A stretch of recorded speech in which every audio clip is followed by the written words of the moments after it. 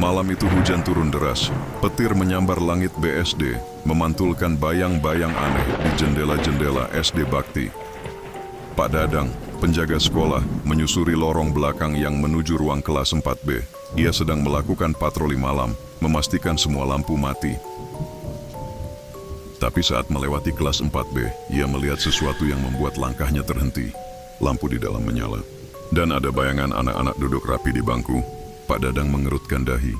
Jam sudah menunjukkan pukul 11 malam. Tak mungkin ada siapapun di sana. Dengan hati-hati, ia membuka pintu, dan saat itu juga lampu padam seketika. Ruangan menjadi gelap gulita, tapi ia jelas mendengar suara. Selamat malam, Pak. Suara seorang anak dari dalam kelas yang kosong. Pak Dadang lari malam itu.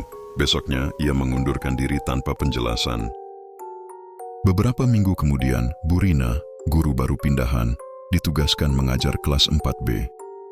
Ia tak tahu cerita tentang Pak Dadang, tapi sejak awal, ia merasa ada yang aneh dengan kelas itu. Jumlah murid di daftar absen ada 29, tapi ia selalu merasa ada 30 bangku yang terisi. Sinta, kamu bicara sama siapa? Tanya Bu Rina pada seorang anak perempuan yang terlihat bicara sendiri. Sama Siska, Bu. Siapa Siska, Nak? Anak itu diam, lalu menunjuk bangku kosong di sampingnya. Dia dulu juga murid kelas 4B sebelum kejadian itu. Penasaran, Bu Rina mencari tahu dari arsip sekolah. Ia menemukan catatan lama. Tahun 98, seorang murid perempuan bernama Siska meninggal saat sedang istirahat.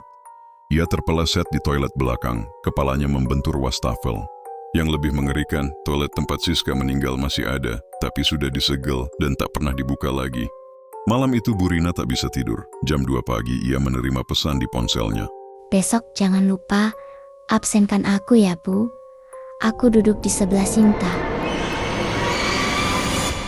Tangannya gemetar. Nomor itu tidak dikenal. Besoknya, kelas 4B sepi. Semua murid tidak hadir karena katanya mimpi buruk yang sama.